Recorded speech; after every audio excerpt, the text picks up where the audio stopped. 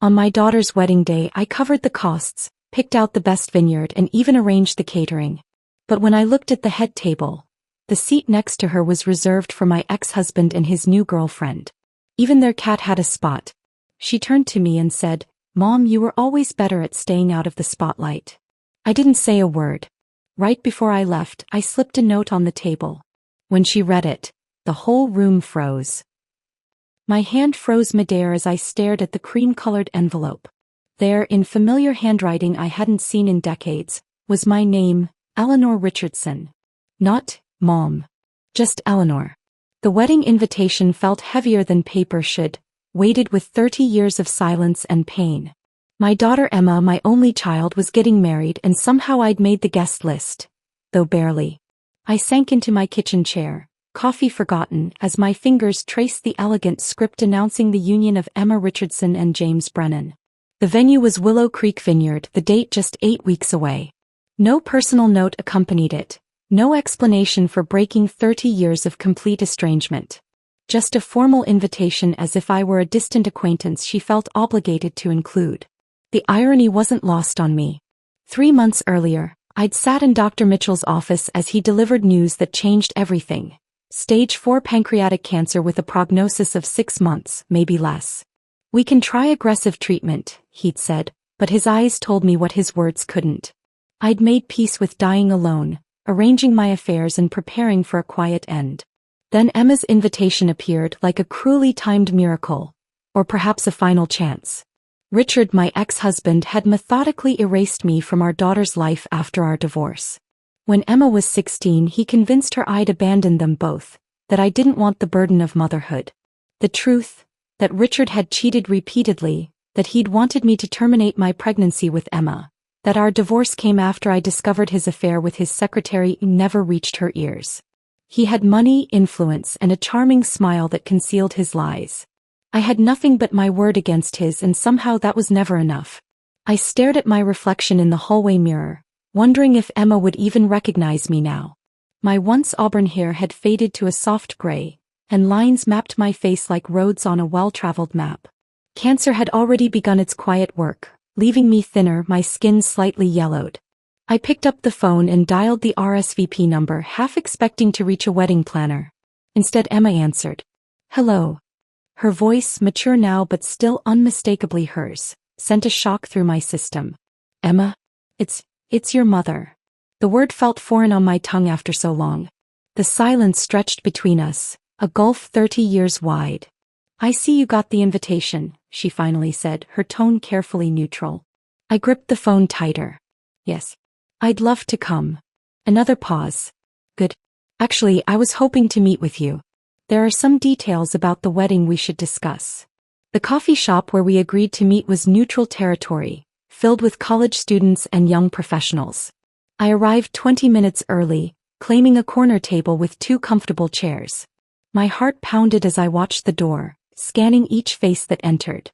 When she finally appeared, I almost didn't recognize her. At 46, Emma had Richard's height and my eyes, her dark hair cut in a stylish bob. She moved with confidence I'd never possessed. "Eleanor," she said with a nod, sitting across from me. Not Mom or even Mother. "Eleanor." I swallowed the hurt. "Emma. You look beautiful." She avoided my eyes, focusing instead on ordering a latte she would barely touch. Small talk felt impossible, so we sat in uncomfortable silence until she finally spoke. "I heard you've done well for yourself." It wasn't a question, but I answered anyway. "Yes. I built my interior design business from nothing. It's been fulfilling." I didn't mention the lonely holidays, the birthdays marked only by unanswered cards, the emptiness of success with no one to share it with. Emma nodded, tapping manicured nails against her cup. "Dad's having some financial troubles. The wedding costs are more than we expected." She finally met my gaze, and I understood the invitation's purpose. Not reconciliation. Money. The pain was sharp but familiar. I'd built my life around such disappointments. "I'd be happy to help," I said, surprising myself with the steadiness of my voice. "Whatever you need." Relief flashed across her face, quickly masked. "I was thinking you could help with the venue. And maybe the catering." "I'll cover everything," I heard myself say. The venue, catering, flowers, your dress, all of it. Her eyes widened. Everything? But that would be tens of thousands of dollars. I smiled, not mentioning the life insurance policy that would now go unused, the savings meant for retirement I wouldn't reach. Consider it 30 years of missed birthday and Christmas presents. Emma's expression softened slightly, the first crack in her armor.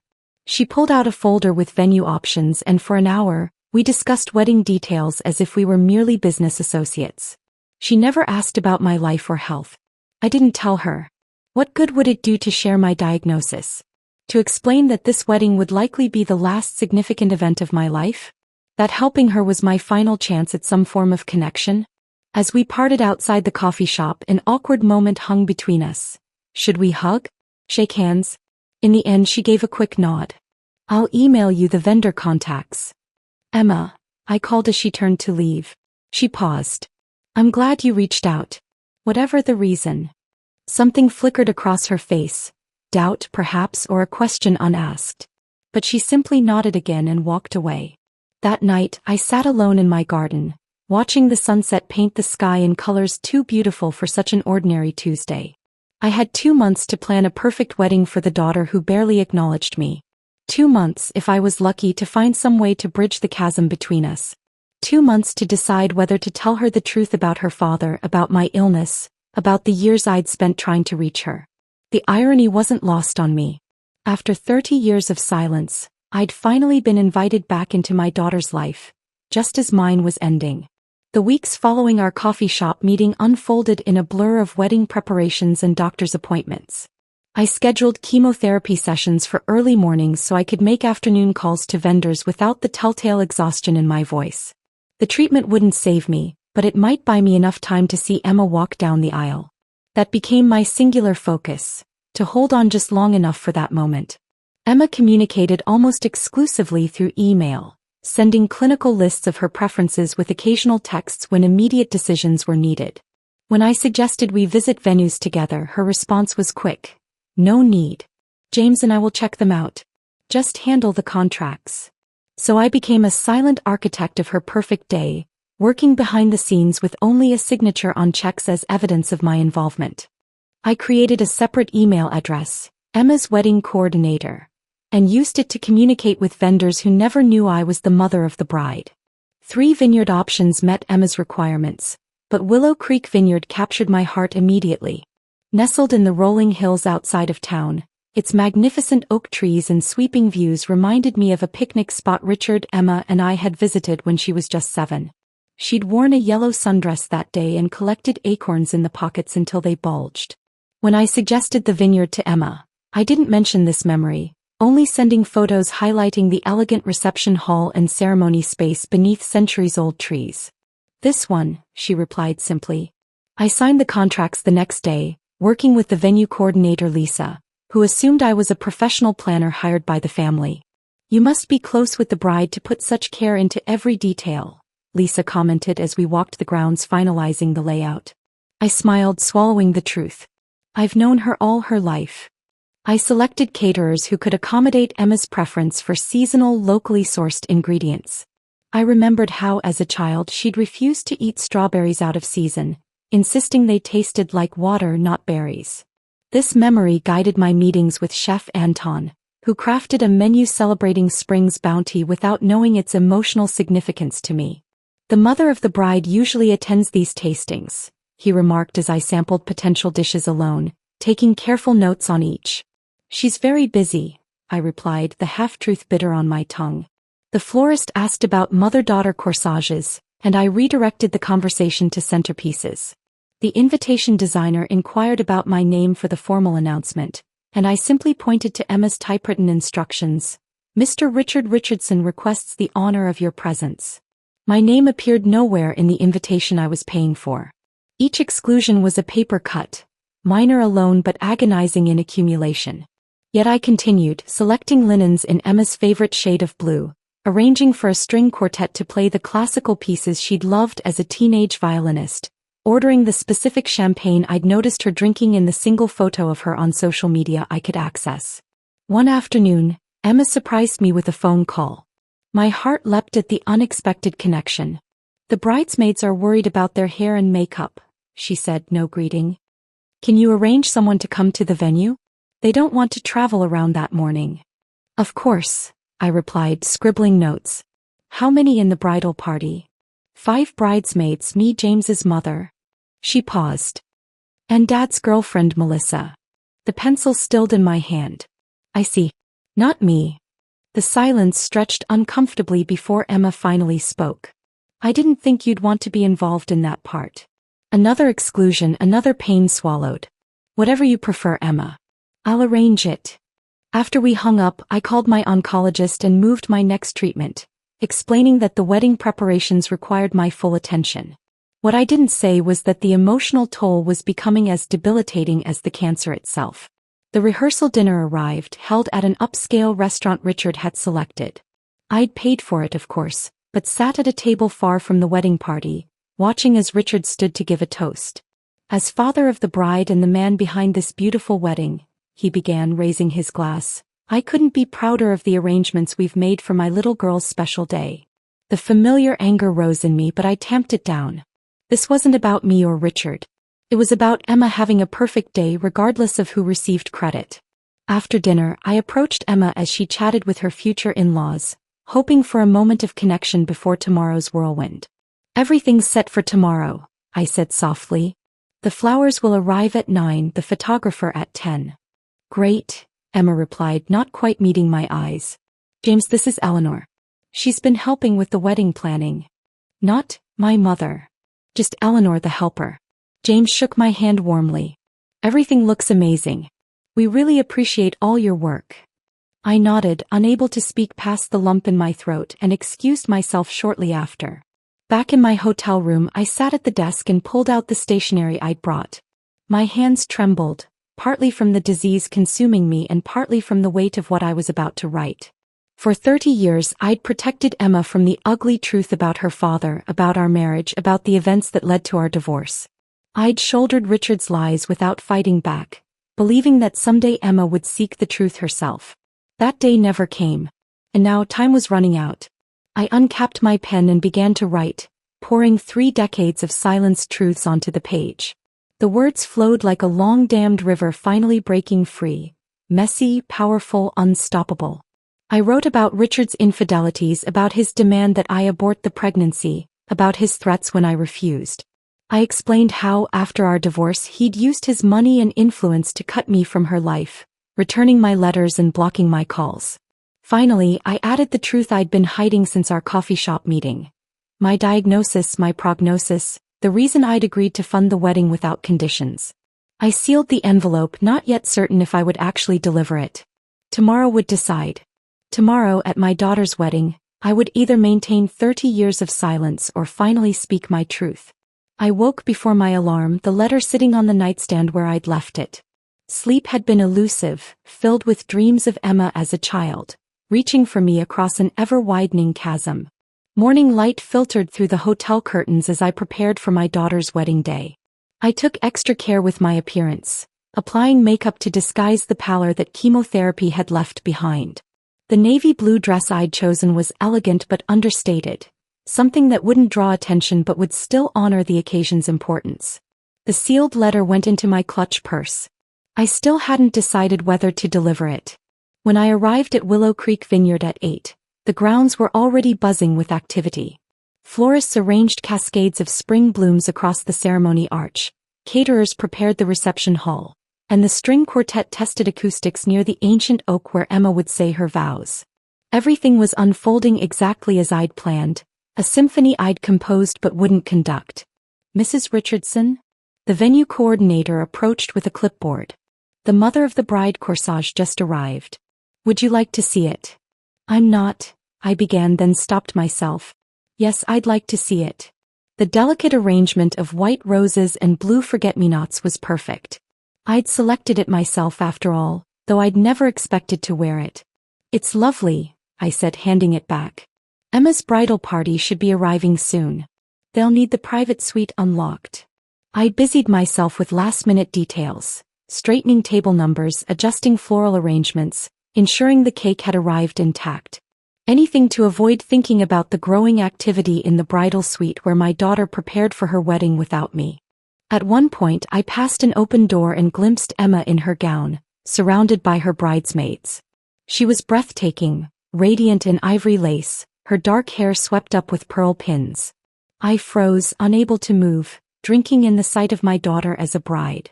One of the bridesmaids noticed me and quietly closed the door. The ceremony was set to begin at 2. At 1:30, a young usher approached me as I made final adjustments to the guest book table. "Are you with the bride or groom?" he asked, offering his arm. The question struck me like a physical blow. Neither, apparently. Both. How to explain? "The bride," I said simply. "I'm her mother." His eyes widened slightly. "Oh. I'm sorry, Mrs. Richardson. I didn't realize." "It's fine," I assured him. "Where should I sit?" He led me not to the front row where parents traditionally sat, but to a seat near the back on the aisle. "The bride's father requested this arrangement," he explained uncomfortably. Of course he did. I thanked the young man and sat alone, watching as the seats around me filled with guests I didn't know. I recognized Richard's sister in the front row, along with cousins I hadn't seen in decades.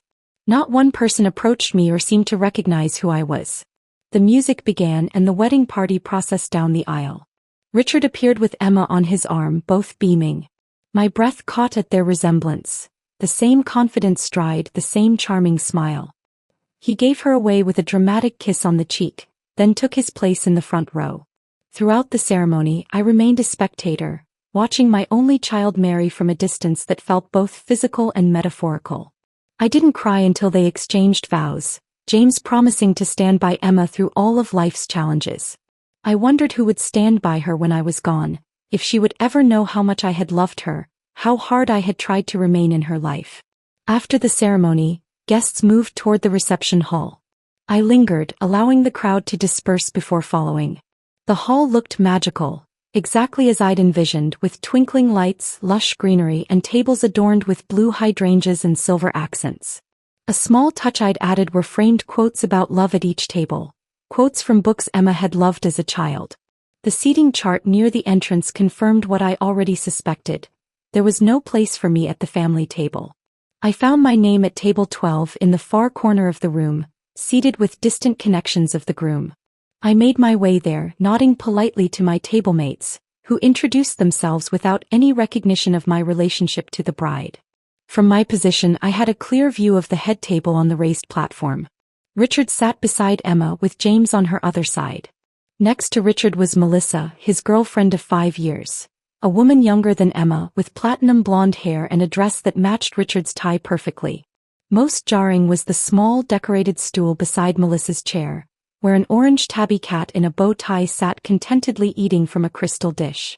The cat had a place at my daughter's wedding head table. I did not. I excused myself from table 12 and approached the restroom, needing a moment alone. The pain was becoming physical, a tightness in my chest that had nothing to do with my illness. In the hallway, I nearly collided with Emma as she emerged from the bridal suite. "Oh," she said, startled. "Eleanor. Is everything okay with the reception?" "Everything's perfect," I assured her, forcing a smile. "You look beautiful, Emma. Truly radiant." She nodded, smoothing her dress. "Thank you. And thank you for all of this. It's exactly what I wanted." "I noticed whiskers made the head table," I said, attempting lightness in my tone. "He looks very distinguished in his bow tie." Emma's expression shifted, a flicker of discomfort crossing her features. Melissa insisted. "She treats him like her child." She glanced toward the reception. "I should get back." "Of course," I said, then added, "I was surprised not to be seated with family. I thought perhaps—" "Mom," she interrupted, the first time she'd called me that in 30 years. It should have been a moment of connection, but her tone was impatient. "You were always better at staying out of the spotlight. This arrangement works better for everyone." The words hit me like a slap. Better at staying out of the spotlight? As if my 3 decades of absence had been my choice rather than my punishment. As if I'd willingly stepped away from motherhood rather than having it ripped from me. "I see," I managed, my voice barely audible. Emma was already turning away, hurrying back to her reception, to her father who had stolen her from me, to the girlfriend who had insisted her cat sit where I should have been. I stood alone in the hallway, clutching my purse where the letter waited. In that moment, my decision crystallized. The weight of 30 years of silence, of swallowed truths and buried pain, became too heavy to bear another second. I would no longer protect Richard at the cost of my relationship with my daughter. I would no longer die with these secrets intact. I removed the letter from my purse and walked with new purpose toward the reception hall, toward the head table, toward the last chance for truth I would ever have. The weight of the envelope felt heavier with each step I took toward the head table. The orchestra was playing a waltz, couples swirling on the dance floor, champagne flowing freely. No one noticed me, the invisible woman in navy blue, clutching 3 decades of unspoken truths. As I approached, I saw Richard lean over to whisper something in Emma's ear that made her laugh. The same conspiratorial gesture I'd witnessed countless times during our marriage, usually at someone else's expense. The familiarity of it stopped me in my tracks. What was I doing? Was I about to ruin my daughter's wedding day with revelations that would shatter her image of her father? Would exposing Richard's lies heal anything, or would it only cause Emma more pain? She was happy in this moment, radiant, loved, celebrating the beginning of her new life. I retreated, finding a quiet corner near the gift table. With trembling hands, I opened the envelope and reread what I'd written. The words seemed harsh in the glow of wedding lights, too raw for such a joyful occasion. Yet the truth remained the truth, and my time to share it was running out.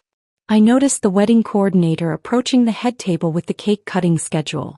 This was my opportunity. I intercepted her, summoning the authoritative tone I'd developed over decades of running my business. "Lisa, I need to leave something at the bride's place setting. It's important that she sees it before the speeches." Lisa nodded, professional and unquestioning.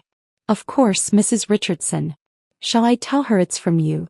"She'll know," I said simply, handing her the envelope.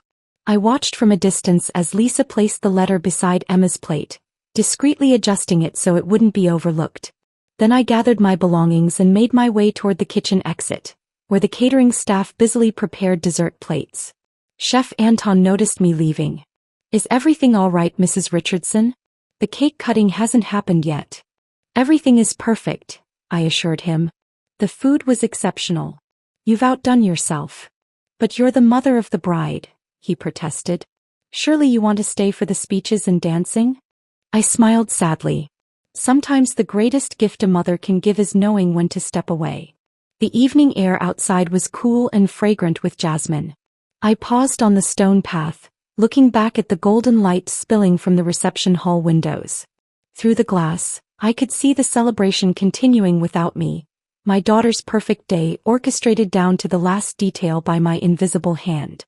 I had nearly reached my car when I heard it, the sudden collective hush that fell over the reception. Even the music stopped.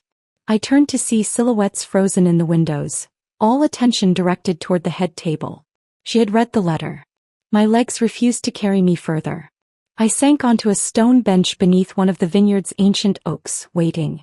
For what, I wasn't certain. Perhaps for the sound of sirens if Richard had a medical emergency from the shock. Perhaps for the angry mob of guests to chase me from the premises. Or perhaps just for the courage to drive away and let the chips fall where they may. What I hadn't expected was Emma's voice, amplified through the sound system, reading my words aloud for all to hear. "My dearest Emma," her voice rang clear across the vineyard. "By the time you read this, I will have left your celebration, not wishing to cause a scene on your special day. But there are truths you deserve to know, truths I've kept hidden to protect you." I closed my eyes, picturing the reception hall, every guest frozen with wineglass midair or fork suspended above plate. "I have stage 4 pancreatic cancer," Emma continued, her voice breaking slightly. "The doctors give me less than 3 months. When your invitation arrived, it felt like a miracle, a chance to see you one last time, to create one final memory with my daughter before I go." Through the open windows came the sounds of gasps and murmurs. I imagined Richard's face, reddening with anger or paling with shock, perhaps both. "What your father never told you," Emma's voice grew stronger, edged with emotion, "was that when I discovered I was pregnant with you, he demanded I end the pregnancy. He said a child would ruin his career plans, limit our freedom. When I refused, he began the first of many affairs. After you were born, he rarely participated in your care, resenting the attention you required. When I finally confronted him about his infidelity when you were 16, he turned everything against me. He used his money and influence to systematically erase me from your life, returning my letters unopened, blocking my phone calls, and telling you I had abandoned you both. The silence that followed was profound. Then came the sound of a chair scraping across hardwood. Dad. Emma's voice now, not reading but questioning. Is this true? Did you want Mom to abort me? I couldn't hear Richard's response, but Emma's next words were crystal clear. Look at me. You've always said Mom abandoned us. You said she chose her career over family. You said she didn't fight for custody because she didn't want the responsibility. Her voice rose with each accusation. Was it all lies? The murmuring grew louder. I heard a man's voice, Richard's, though his words were indistinct. The cat has a place at this table, Emma said, her voice breaking. Mom funded this entire wedding, picked everything, arranged everything, and you couldn't even seat her with family? Another pause, then the distinctive sound of a champagne glass shattering. Don't touch me, Emma's voice cracked like a whip. I want the truth. No. In front of everyone. I sat frozen on my bench, heart pounding. The confrontation I'd imagined for 30 years was happening just yards away, and I couldn't bring myself to witness it directly. Part of me wanted to run back in, to stand beside Emma, to face Richard together. But this moment belonged to her, her reckoning with the father who had shaped her understanding of the world with carefully constructed lies. Everyone out, Emma's voice commanded through the speakers. Reception's over. Please leave. Now. The vineyard doors burst open, guests spilling out in confused clusters, some glancing my way with new recognition in their eyes. Richard's voice carried across the lawn, pleading Emma's name. Melissa hurried past, clutching the cat carrier, mascara streaking her cheeks. I remained on my bench, invisible no longer, as the beautiful wedding I'd created imploded in spectacular fashion. The truth I'd kept buried for 30 years had finally emerged, shattering the perfect facade Richard had maintained for so long. I wasn't sure if I'd done the right thing. I only knew I couldn't die with those secrets still locked inside me, couldn't leave Emma believing the narrative Richard had crafted at my expense. Whatever happened next, at least it would be built on truth, not comfortable lies. The exodus of wedding guests continued for nearly 20 minutes. I remained on my bench, watching taillights disappear down the winding vineyard road. The string quartet packed their instruments in hushed silence. Caterers emerged from the kitchen door with confused expressions, carrying trays of uneaten desserts. The perfect wedding I'd orchestrated had unraveled in minutes, leaving stunned silence in its wake. I should leave too, I thought. My presence would only complicate an already devastating situation. I stood up, legs unsteady, and fumbled for my car keys. Mom. I froze at the sound of that single word. Emma stood at the edge of the garden path, still in her wedding gown, though she'd discarded her veil. Her makeup was smeared from tears, her carefully styled hair coming loose. She looked simultaneously like the teenager I'd lost and the woman I'd never had the chance to know. Emma, I whispered, unsure what to say next. I'm sorry about your wedding. She took a tentative step toward me. Is it true? About the cancer? I nodded, unable to soften this particular blow. Stage 4 pancreatic.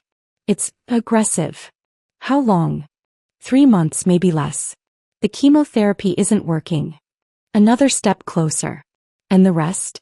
About Dad wanting me. She couldn't finish the sentence. Also true, I said quietly. I never wanted you to know that part. What child wants to hear they weren't wanted by a parent? But I couldn't leave you believing his version of our history. Not when you're dying, she finished for me.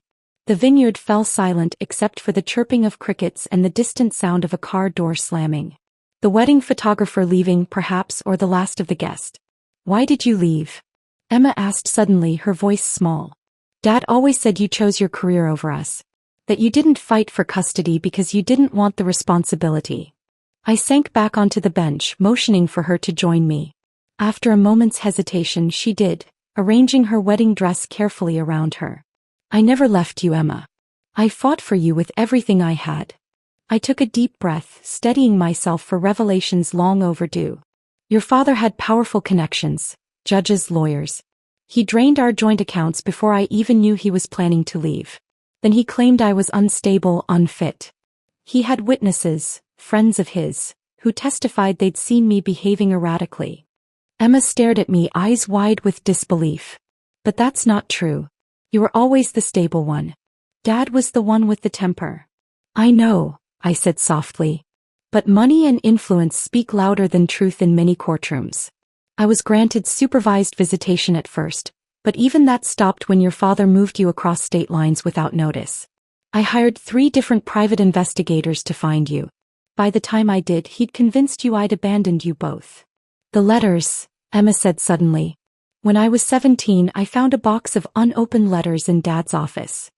He told me they were from a disturbed woman who was obsessed with him, that he kept them as evidence in case he needed a restraining order. Those were my letters to you, I confirmed. I wrote every week for years. Birthday cards, Christmas presents, graduation gifts, all returned or apparently hidden from you. Emma covered her face with her hands. I've hated you for 30 years for something you didn't do. I reached out hesitantly and touched her shoulder. You were a child, Emma. He was your father, the parent who was present. Of course you believed him. I should have questioned things. Should have tried to find you when I got older, hear your side. He made that nearly impossible, I reminded her. He changed your last name after the divorce, moved repeatedly. I tried to find you through friends, family, even hired professionals. He was always one step ahead. Until my wedding, Emma said, looking up. Why did you agree to pay for everything after how I treated you at that coffee shop? I was cold, clinical. I practically asked for your money outright. Because you're my daughter, I said simply. And I'd rather have you in my life on any terms than not at all. Emma was quiet for a long moment, processing years of revelations in minutes. He left the reception, she finally said. When I confronted him about the abortion, about turning me against you, he couldn't even look at me. He grabbed Melissa and just left. His own daughter's wedding. I'm sorry, I said, meaning it. Whatever Richard had done, he was still her father. Don't be. Emma straightened her shoulders. It's not your apology to make. A cool breeze swept through the vineyard, causing Emma to shiver in her sleeveless gown. I instinctively removed my wrap and placed it around her shoulders, a maternal gesture 3 decades overdue. What happens now? She asked, clutching the fabric around her. That depends on what you want, I replied carefully. I've said my piece. I won't force my way into your life. Emma turned to me, really looking at me for the first time. I don't know where to start. 30 years of believing one version of the truth, and now. She shook her head. Can you forgive me? For believing him? For treating you the way I did? There's nothing to forgive, I said, emotion thickening my voice. You were a child caught in an ugly situation. I'm not a child anymore, she said firmly. And I've been unfair to you. Cruel even. The past is the past, I told her. We can't reclaim those years. But we have now. 3 months, Emma whispered, the reality of my prognosis sinking in. Is there anything they can do? Other treatments, clinical trials? I shook my head. I've explored every option. I've made my peace with it. I hesitated, then added, having you back in my life even briefly, that's more than I dared hope for. Emma's hand found mine on the bench between us. What do we do with the time we have left? Get to know each other, I suggested. I want to learn about the woman you've become. And if you're willing, I'd like to tell you about the woman I was. Not the villain in your father's stories, but the mother who loved you every day for 46 years. I'd like that, Emma said softly. She glanced back at the reception hall, where staff were now clearing tables and dismantling decorations. Some wedding day, huh? Not quite what I'd planned, I admitted. This conversation is worth more than any reception, Emma said firmly. She stood still, holding my hand. Come on. Let's get out of here. Where are we going? Emma gave me a tentative smile, the first genuine one I'd seen directed at me in 30 years. Home. To talk. To start over while we still can. As we walked toward the parking lot, Emma in her wedding dress and me supporting her arm as if we'd never been parted, I felt something I hadn't experienced in decades. Hope. Not hope for my own future. That path was set. But hope for healing, for understanding, for a connection I'd thought forever lost. 3 months wasn't much time to recover 30 years of separation. But as Emma helped me into her car, her new wedding ring catching the moonlight, I realized it was enough. Enough time to share our truths, to rebuild a foundation of understanding, to create memories that might sustain her long after I was gone. Mom, Emma said as she started the car. The words sounded natural now, no longer foreign on her tongue. Yes, sweetheart. I think I've missed you my whole life without even knowing it. As we drove away from the vineyard, leaving behind the wreckage of a wedding and the weight of 3 decades of silence, I felt the circle of our story beginning to close. Not with the perfect fairy tale ending I might have once imagined, but with something more valuable. Truth, forgiveness, and the precious gift of time, however limited, to finally be mother and daughter again.